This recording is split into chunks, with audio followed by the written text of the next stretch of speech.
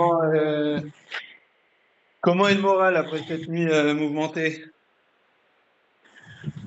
Alors, le moral, il est en fait, la nuit a été en effet très mouvementée puisque un système d'alarme semi-automatique qui sonne en fait que les bateaux sollicitent à chaque fois qu'ils ont une urgence, une alarme, une alerte à bord. Ils ont un bouton semi-automatique qui sonne l'alarme auprès de tous les bateaux qui donne un message VHF automatique à tous les bateaux autour, mais également aux côtes, à la côte de Crète, qui était toute proche cette nuit.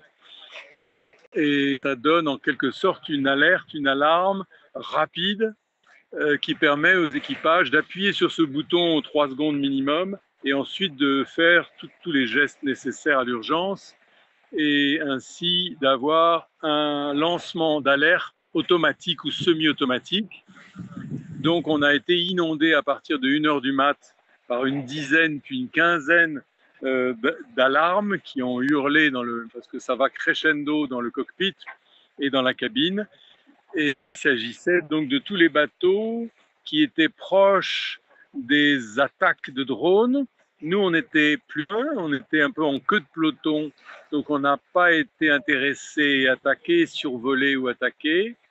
Mais il y a eu à peu près 5 bateaux, il y a dû y avoir une quinzaine de survols successifs de drones, et 5 bateaux ont été attaqués, dont 3 ont eu des dégâts matériels. Il n'y a pas eu de blessés.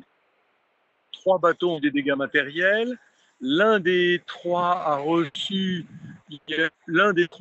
une bombe, une espèce de bombe éclairante et très bruyante, dont je vous ai peut-être envoyé la photo, non? Si. Ouais. Et donc, ça s'est vu d'assez loin, ça a été pris par un autre bateau, ça n'a pas été pris par nous, mais vraiment avec un champignon en pleine nuit qui se voyait énormément. Et cette bombe, donc, a, je crois, amoché le de ce bateau. On est en train de avec des spécialistes de la mâture et des gréements pour voir si ça peut être repéré. Un autre dont on vient de croiser la route et on a laissé notre skipper pour s'occuper de la grand voile, lui a eu la grand voile déchirée par une explosion également. Et un troisième a eu un largage d'une substance très malodorante dont on ne sait pas, on n'a pas eu le temps. Le colis, le petit container chimique qui a atterri sur le pont du bateau est tombé ensuite à l'eau, donc il y a pu avoir de prélèvements. Et de toute façon, on aurait eu du mal à l'amener. Il aurait fallu qu'un bateau se détourne et l'amène en Crète pour analyse, pour savoir de quoi il s'agit. Ça sentait mauvais. Pour des spécialistes, ça pourrait être du sulfite d'hydrogène, qui est une substance qui peut être potentiellement très dangereuse pour les poumons, pour l'homme, et qu'il faut veiller à ne pas inhaler des vapeurs proches de cette substance. Donc, on n'a pas de certitude sur la qualité de la substance, mais donc là, il y avait vraiment une attaque qui était très différente des 2 attaques à l'incendie, au cocktail Molotov ou aux bombes incendiaires de peu offensantes qui avaient été lâchées à Tunis. Là, c'est vraiment des survols très fréquents, des attaques de 3 bateaux, visiblement pour toujours dissuader, intimider, disperser la flotte et la bloquer, essayer de l'empêcher de progresser et la bloquer. En fait, donc les gens, personne pour l'instant ne baisse les bras, le moral est toujours tout à fait au beau fixe, et même, je dirais même plus, tout comme après les attaques à Tunis, les gens sont encore plus déterminés à continuer et à aller de l'avant. Donc, ça n'a pas d'effet escompté, ça n'est pas revendiqué, hein, ces attaques ne sont pas revendiquées. Je ne sais pas si les affaires maritimes les Coast Guard grecs feront de gros efforts pour enquêté sur l'origine de ces attaques, mais bon, c'est assez cousu de fil blanc pour nous. Donc, il y a eu, 48 heures avant, une proposition d'Israël de négociation et qui disait en substance, si vous déposez votre matériel humanitaire dans un des ports israéliens à Ashdod, on vous laissera passer et on distribuera en bon ordre ce matériel aux habitants de Gaza. Donc ça n'a retenu l'attention de personne parce qu'il n'y a aucune garantie et que la façon dont Israël délivre la nourriture depuis l'éviction des Nations Unies, plutôt un piège mortel que ces endroits de distribution de nourriture et un moyen de concentrer la population dans le sud-ouest de Gaza. Ça n'est pas une manière éthique, digne, humaine de délivrer de la nourriture ou de délivrer du matériel humanitaire. Donc, la négociation n'est absolument pas entamée. Il n'y a aucune négociation dans ce sens.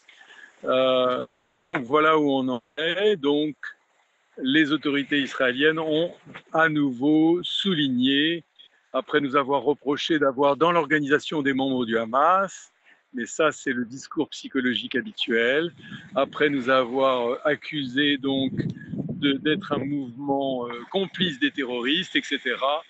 Pour l'instant, la flottille s'est encore plus soudée. Le nombre de bateaux, aucun bateau n'est... Tous les bateaux sont en état de naviguer, même celui dont on appelle la grand voile, et on continue non-stop sur Gaza. Ok. Et est-ce que les formations là, dont vous me parliez, les formations d'urgence, est-ce qu'elles vont être renforcées ou est-ce que hier soir justement ça vous a démontré que tout le monde est prêt à réagir en cas d'urgence? Alors en effet, on a eu donc déjà une première répétition à grandeur nature, en quelque sorte. On va continuer avec des répétitions, des simulations d'interception, puisque là on n'a pas été intercepté, on a été attaqué. Donc les règles étaient là très précises, c'était déjà de fermer tous les panneaux des bateaux pour éviter justement de recevoir des produits caustiques ou des produits dangereux, chimiques, donc de fermer toutes les ouvertures. On a des lunettes et des masques qui nous permettent de réduire la contamination si jamais on est bombardé avec ces substances.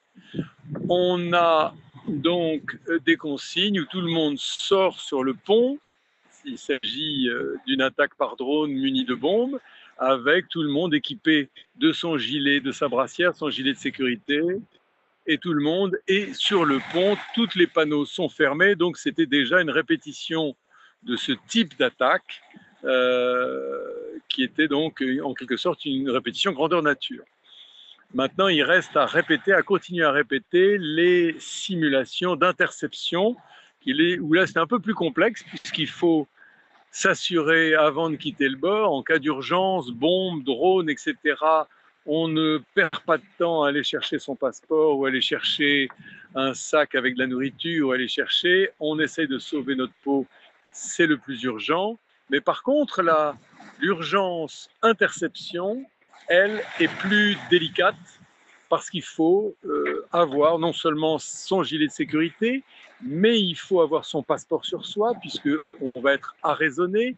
Il faut balancer nos téléphones pour éviter qu'ils soient disséqués par les Israéliens. Il faut avoir, si possible, un peu d'eau, à condition qu'ils nous autorisent à l'utiliser. Et il faut être en position pacifique, soumission, dans le cockpit, avec une place déterminée pour les femmes. On a 2 femmes à bord, en essayant de limiter les risques d'abus sexuels, etc., etc. Donc tout est pensé, tout est répété, et il faut qu'on continue à le faire.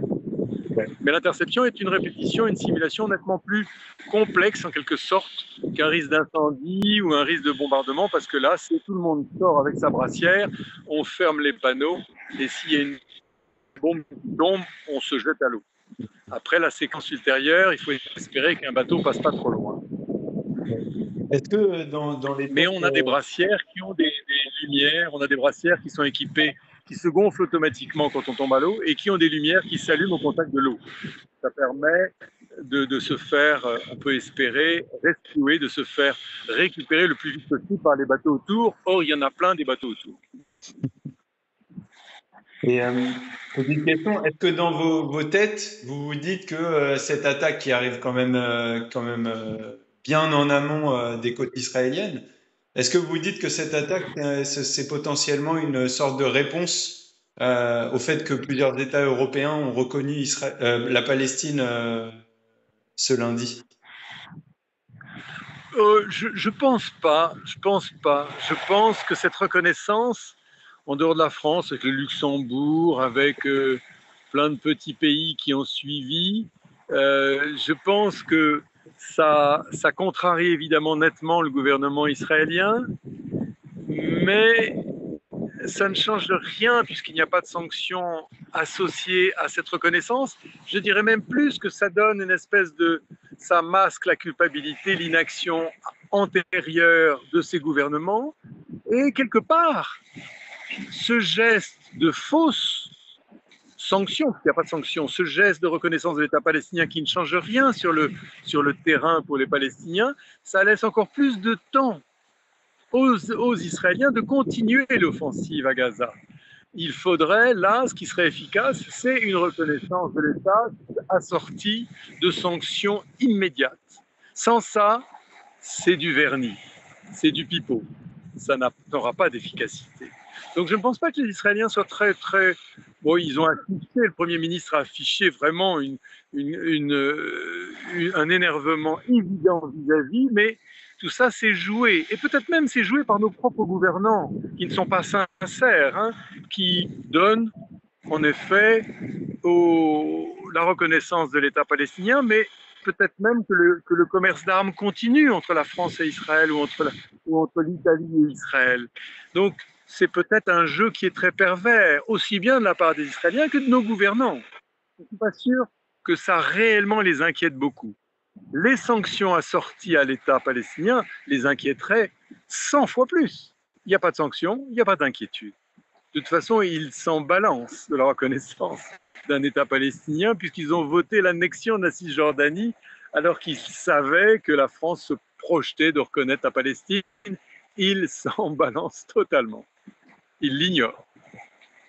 Donc je ne pense pas que... Je pense que la flottille avec ses 50 bateaux inquiète ça par contre authentiquement parce qu'il va falloir arraisonner 50 bateaux. Je ne suis pas sûr qu'ils aient une recette fiable pour arraisonner 50 bateaux. Et donc en plus l'image et le poids médiatique va être très important. Ça les inquiète. Ça les inquiète peut-être plus que la reconnaissance très tardive par notre président de cet État palestinien sans aucune sanction assortie. La flottille, elle, c'est pas pour nous mousser, hein, mais cette flottille qui continue à avancer après 2 attaques successives, je pense que ça les inquiète, d'où d'ailleurs ces attaques très en amont, alors que pour le Madeleine et pour le Randana, les survols de drones, c'était pas 5 jours avant l'arrivée, c'était dans les 48 heures, je crois, me rappeler. Donc je pense que ça les inquiète et je pense que c'est des mesures d'intimidation pour essayer de nous dissuader, de nous décourager, plus qu'en réaction, c'est assez personnel comme analyse, plus que par réaction, à mon avis, à la reconnaissance. Oui, la photo est prise de votre bateau ou du Spectre? Non. Nous, c'est Jeannot 3 et le Spectre, donc, le Spectre, c'est un gros bateau à moteur où ils sont une vingtaine à bord. Et c'est Dupont, quand ils ont entendu l'explosion, c'est Dupont qu'ils ont pris la photo. Okay. De toute façon, il y avait déjà eu des alertes qui les avaient éveillés, donc ils étaient prêts sur le pont à prendre toutes les photos. Et ils ont pris cette jolie photo de feu d'artifice assez inquiétant. Ok, bon bah comme ça que je dis pas de bêtises. Ouais, mais qui n'a pas entraîné de dégâts matériels importants. Donc vraiment, ça ressemble à de la dissuasion. Ouais. Ok, bon bah ça marche. Bah, de toute façon, vous avez une conférence de presse, si j'ai bien compris, c'est ça? Oui, à 16h, ouais. 16h. Okay. 16h heure d'ici, tout à fait. Donc ça devrait être 18h pour nous, comme ça je le mettrai dans notre papier. Ah Voilà. oui, Super. très bien. Bon, bah, on reste en contact de toute façon. Hein, faites attention à vous. Oui, ça Et marche, avec plaisir. bon courage à Quand l'hôpital. vous voulez. À très bientôt. À très bientôt. Je passe le bonjour. Au revoir. Au revoir.